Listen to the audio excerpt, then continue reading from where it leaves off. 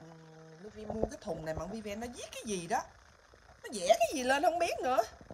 Viết cái gì lên đây cho mẹ vậy? She will write everything about you should all let me open Korea, love you mommy from your beautiful. Slay là gì vậy? Slay means like pretty and so good. Now, unbox Divanti. Benching up dishwasher.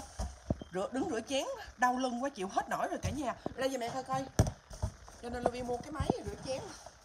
Hôm nay mua mấy bữa dài rồi mà bận rộn. Ông nội về, ông nội chồng 4 năm lưu lạc, mới về nước gặp con cái mấy ngày mà em bảo dông tới rồi. Cái con quỷ Mỹ đen á, nó làm gì vậy? Có dừng chay, nó quậy não, nó gọi điện nó bắt ổng về lại bên nước Mỹ đen của nó.